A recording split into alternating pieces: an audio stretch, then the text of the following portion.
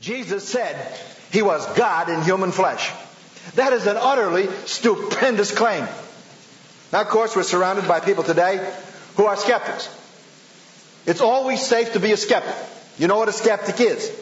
A skeptic is somebody who says, we can never know for sure whether anything is true. Except the skeptic. And he knows that at least that's true. You can never argue with a skeptic simply because no matter what you affirm, he can always say, nobody will ever know because everybody's information is just as good as everybody else's. And a skeptic is always brilliant until he has a pain in his stomach and he has to be operated on. And then he does not know as much as the surgeon. When he has to go to court, he does not know as much as his lawyer. Then he is willing to admit there are people that have better information than he does. The world is full of skeptics. A skeptic is a cop-out. That's the person who says, I really don't understand what's going on, and I'm not going to bother to try and find out because I might get convinced. So the world is filled with skeptics. Then, of course, we have the atheist. I once debated Madeleine Murray O'Hair for 5 hours on NBC. She is one of the foremost atheists in the world. And we got into a lengthy discussion on who Jesus was.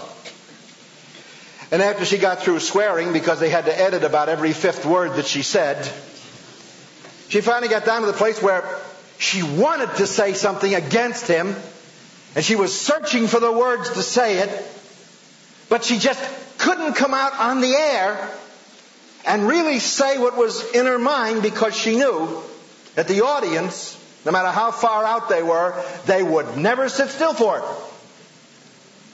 And so she kept dodging around the subject, and she said, well, you know, the Bible has mistakes, and the prophets made mistakes, and, you know, everybody knows this, and everybody knows that. And I said, Madeleine, here's the Bible, and I handed it to her.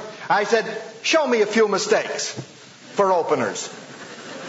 She said, oh, I haven't got time for that. I said, you're a lawyer, aren't you? She said, yes. I said, a good lawyer always is willing to look at the evidence.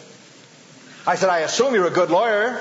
Look at the evidence. Produce the mistakes. Well, there were nothing she could produce. And I said, well, you're not going to produce any mistakes. I said, let's talk about Jesus. We broke for a commercial, and she just about snarled like an animal. Talk about Jesus.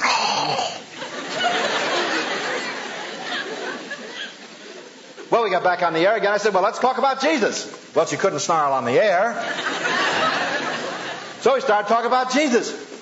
And all she kept doing was pointing at all the failures of Christianity. She pointed at the Crusades. She pointed at all the people that were persecuted under Torquemada in the Inquisition in Spain. She pointed at the people who have been killed in religious wars through history. I said, Madeleine, do you know how many people have died in religious wars through all history? She said, oh, you can't even count them. I said, yes, you can. I said, our Department of History recently did a survey on this because we knew you were going to be on the air and we wanted to check up on all the facts.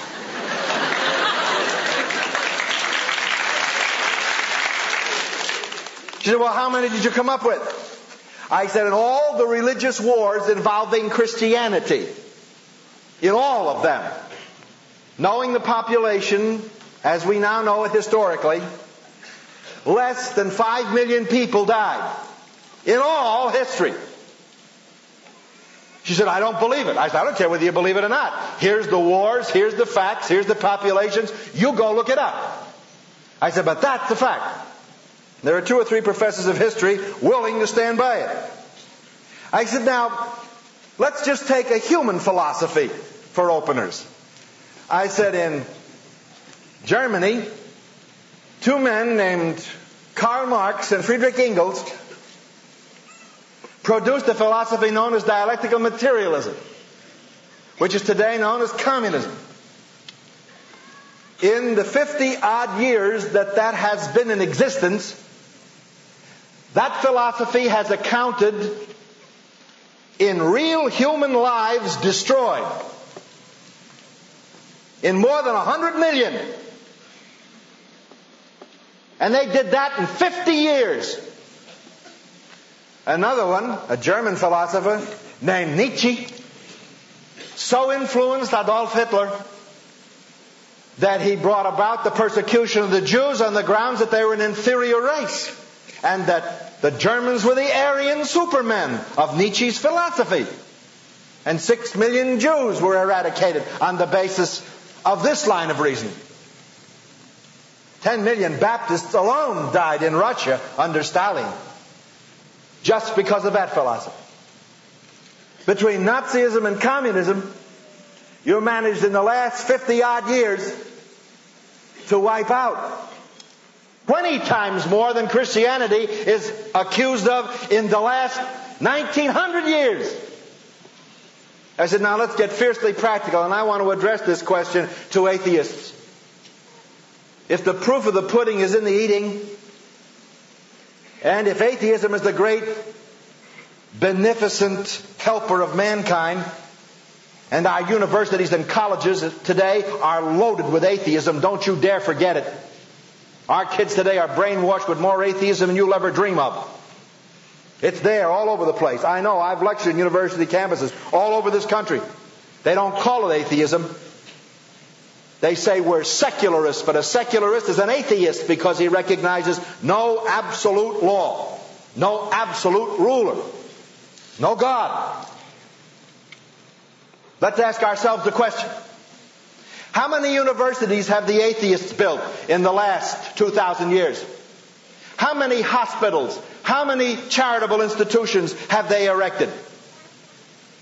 In almost 2,000 years since the preaching of the gospel of Jesus Christ, how many schools, colleges, seminaries, old age homes, and charitable works have atheism, agnosticism, and skepticism brought into the world? The answer is nothing.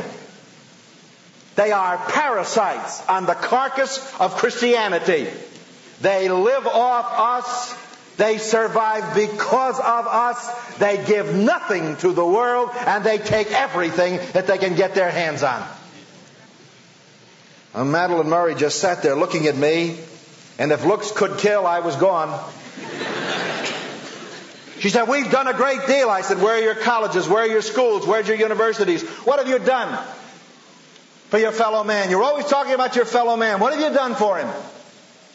I said, do you realize that 78% of the hospitals in the United States and the schools of higher learning were built by the Church of Jesus Christ? Not by you.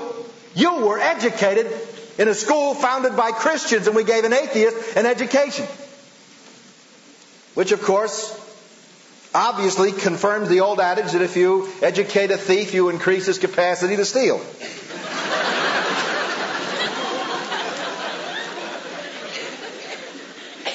I wish that the Church of Jesus Christ would begin to stand up upon her heritage. And let's start asking the practical question, what has atheism, agnosticism, and skepticism done for mankind? The answer is nothing. Philosophy is basically skeptical, atheistic, and agnostic. I know. I was a philosophy major. I took my master's degree in the subject. Philosophy is the thing that everybody is onto today in our schools of higher learning. What have the philosophers been doing for 2,000 years? Chasing each other's tails. And in 2,000 years, they haven't accomplished anything either. They are marvelous critics of society, but they create nothing.